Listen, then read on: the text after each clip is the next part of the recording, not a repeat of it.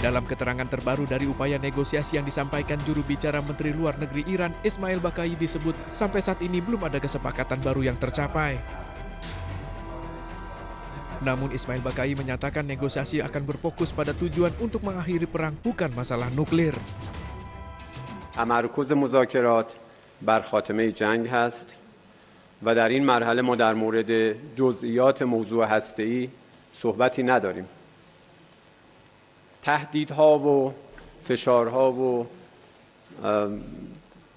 تصویر کشیدنها و کاریکاتور منتشر کردن خب بخشی از سیاست ورزی در اون طرف دنیاست. Sampai saat ini upaya negosiasi masih dilakukan dengan mediator Pakistan dan belum diperlukan adanya pertemuan tatap muka. Ismail Baqai memastikan pihaknya akan mengatur pertemuan saat Iran mencapai kesimpulan dan menganggap perlu dilakukan pertukaran pesan atas partisipasi Pakistan.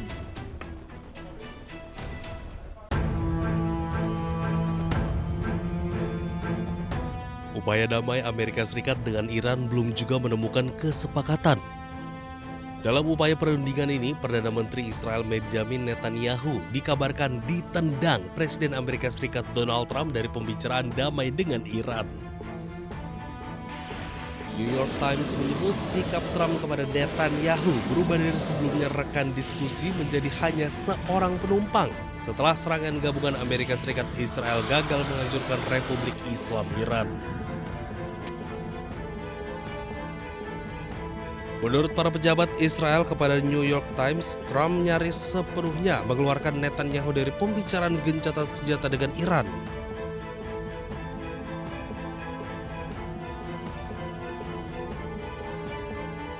Sementara itu, Perdana Menteri Benjamin Netanyahu menegaskan Israel bebas menyerang negara musuh termasuk Iran dan Lebanon.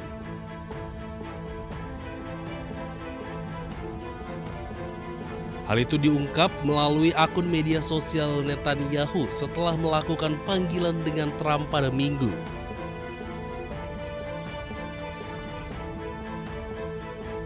Diketahui Amerika Serikat dengan Iran sudah melakukan upaya mediasi beberapa kali.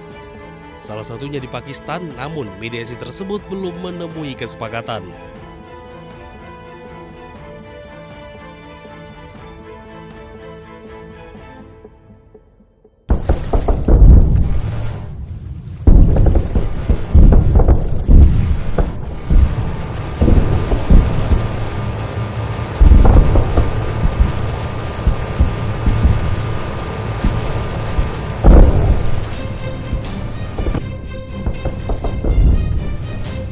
Pasukan Amerika Serikat menyerang Iran. Kali ini target AS menyerang kapal Iran dan beberapa lokasi peluncuran rudal di Iran. Sejumlah media asing melaporkan pasukan AS menyerang beberapa lokasi di Iran Selatan.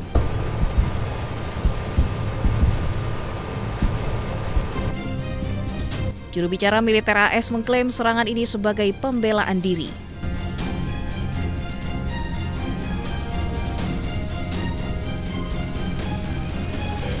Target salah satunya adalah Bandar Abbas, lokasi kapal-kapal Iran yang mencoba memasang ranjau. Bandar Abbas berada di Iran Selatan, dekat dengan Selat Hormuz. Pasca serangan AS ke Iran, sistem pertahanan udara Iran di wilayah Provinsi Qom sedang dalam status siaga tinggi. Pengerahan sistem pertahanan udara jarak jauh untuk melindungi fasilitas nuklir strategis Fordow di daerah tersebut diaktifkan.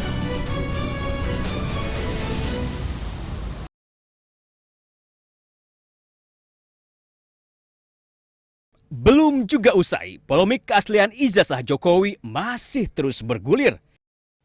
Kali ini bukan Roy Suryo CS yang bersuara, melainkan kelompok bongkar ijazah Jokowi atau Bon Jowi.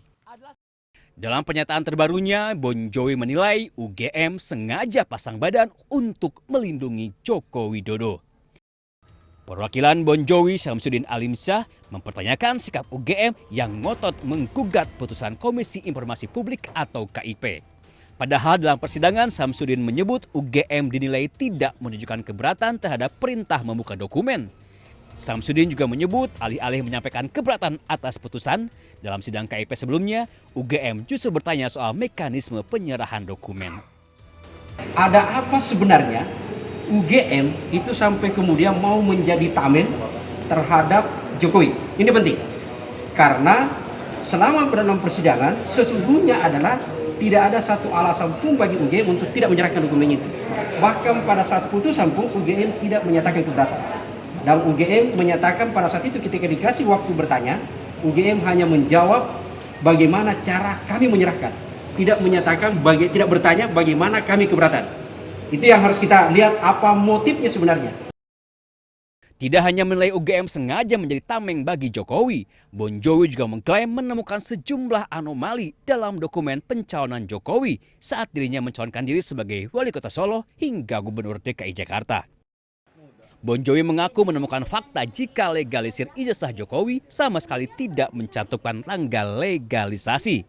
Tidak hanya itu, Bon Jovi juga mempermasalahkan tidak lengkapnya riwayat pendidikan Jokowi di KPU. Tim Liputan iNews melaporkan.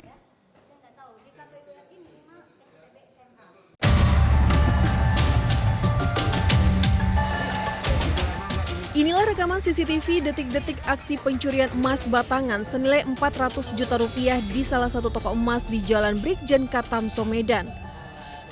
Menerima laporan, unit reskrim Polsek Medan Kota langsung bergerak ke lokasi dan melakukan olah TKP serta mengumpulkan sejumlah barang bukti.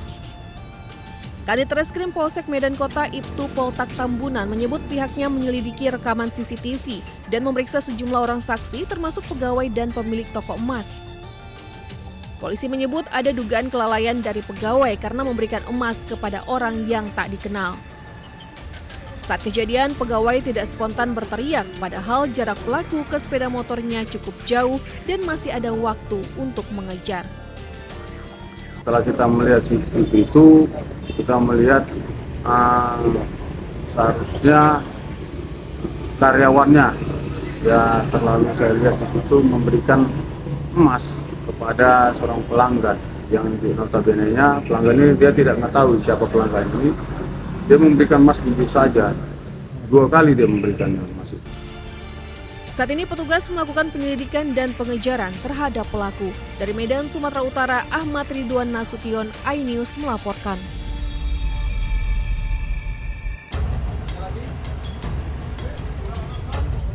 Inilah suasana saat petugas Direktorat Reserse Siber Polda Jawa Tengah menggeledah sebuah ruko berlantai 3 di kawasan Solo Baru, Sukoharjo. Dari lokasi ini, petugas menyita berbagai perangkat elektronik dan peralatan komputer yang diduga digunakan untuk menjalankan praktik penipuan online.